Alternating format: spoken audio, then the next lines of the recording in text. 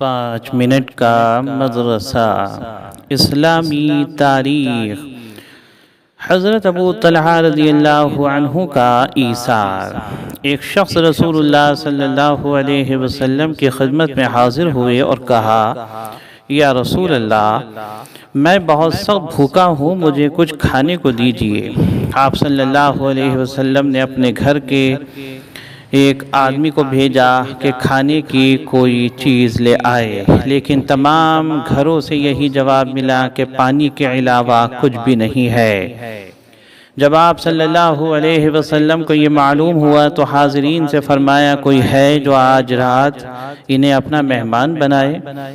حضرت ابو طلحہ انصاری رضی اللہ عنہ نے عرض کیا، یا رسول اللہ، میں انہیں اپنا مہمان رکھوں گا۔ وہ مہمان کو اپنے گھر لے گئے اور اپنی بیوی سے کہا، دیکھو یہ حضور صلی اللہ علیہ وسلم کے مہمان ہیں، آج یہ بھوکے نہ رہیں، چاہے ہمیں کھانے کو کچھ بھی نہ ملے۔ بیوی نے کہا، آج تو گھر میں برکت ہی برکت ہے، البتہ بچوں کے لیے کچھ ٹکڑے رکھے تھے۔ حضرت ابو طلحہ رضی اللہ عنہ نے فرمایا، اچھا، بچوں کو بہلا پسلا کر بھوکا ہی سلا دینا اور ہم دونوں اپنے پیٹ پر کپڑا باندھ کر فاقے سے رات گزار دیں گے اور کھاتے وقت چراغ بجھا دینا کہ مہمان یہ سمجھیں کہ ہم کھا رہے ہیں، حالانکہ ہم کھائیں گے نہیں۔ چنانچہ ایسا ہی کیا گیا۔ صبح جب یہ انصاری صحابی رسول اللہ صلی اللہ علیہ وسلم کی خدمت میں حاضر ہوئے تو آپ صلی اللہ علیہ وسلم نے فرمایا کہ اس شخص کے رات والے عمل سے اللہ بہت خوش ہوا۔ اللہ کی قدرت ہوٹ۔ اللہ تعالیٰ نے ہمیں نرم و نازک 2 ہونٹ عطا فرمائے جن کی حرکت سے ہمیں بات کرنے میں مدد ملتی ہے۔ بغیر کسی اسپرنگ کے حرکت کرتے رہتے ہیں، ان کے ذریعے ہمیں ٹھنڈی اور گرم چیزوں کا پتہ چلتا ہے اور ان کے بند ہونے کی حالت میں منہ کی حفاظت رہتی ہے۔ اگر یہ ہونٹ نہ ہوتے تو منہ کے اندر گرد و غبار، مچھر اور مکھیاں داخل ہو جاتے جو بیماریوں کا سبب بنتے اور انسان دیکھنے میں بڑا بدشکل معلوم ہوتا، مگر اللہ تعالیٰ نے اپنی قدرت و حکمت سے ہونٹ بنا کر بڑا احسان فرمایا ہے۔ اس بات کا ذکر اللہ تعالیٰ نے فرمایا، وَلِسَانًا وَشَفَتَيْن، کہ ہم نے انسان کے لیے ایک زبان اور 2 ہونٹ بنائے۔ سورہ بلد آیت نمبر 9۔ ایک فرض کے بارے میں مسجد میں نماز ادا کرنا۔ حضرت ابو ہریرہ رضی اللہ عنہ سے روایت ہے کہ رسول اللہ صلی اللہ علیہ وسلم نے فرمایا، جو مسلمان نماز اور اللہ تعالیٰ کے ذکر کے لیے مساجد کو اپنا ٹھکانہ بنا لیتا ہے تو اللہ تعالیٰ اس سے ایسے خوش ہوتا ہے جیسے گھر کے لوگ اپنے کسی گھر والے کے پاس واپس آنے پر خوش ہوتے ہیں۔ ابن ماجہ۔ ایک سنت کے بارے میں مسجد میں داخل ہوتے وقت درود پڑھنا۔ حضرت ابو حمید اور ابو اسید رضی اللہ عنہما سے روایت ہے کہ رسول اللہ صلی اللہ علیہ وسلم نے ارشاد فرمایا، جب تم میں سے کوئی مسجد میں داخل ہو تو نبی صلی اللہ علیہ وسلم پر درود السلام بھیجے۔ ابو داود۔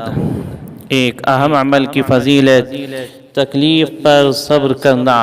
حضرت ابو سعید اور ابو ہریرہ رضی اللہ عنہما سے روایت ہے کہ رسول اللہ صلی اللہ علیہ وسلم نے فرمایا، مسلمان کو جو تھکاوٹ، بیماری، غم، دکھ، تکلیف پہنچتی ہے، یہاں تک کہ کانٹا جو اسے چبھتا ہے، اللہ تعالیٰ اس کے بدلے اس کے گناہ معاف فرما دیتا ہے۔ بخاری۔ ایک گناہ کے بارے میں بلا شرعی عذر کے شوہر سے طلاق مانگنا۔ حضرت ثوبان رضی اللہ عنہ سے روایت ہے کہ رسول اللہ صلی اللہ علیہ وسلم نے فرمایا، جو عورت بلا کسی عذر کے اپنے شوہر سے طلاق کا مطالبہ کرے اس پر جنت کی خوشبو حرام ہے۔ ابو داود۔ دنیا کے بارے میں، دنیا کا مال فتنہ ہے۔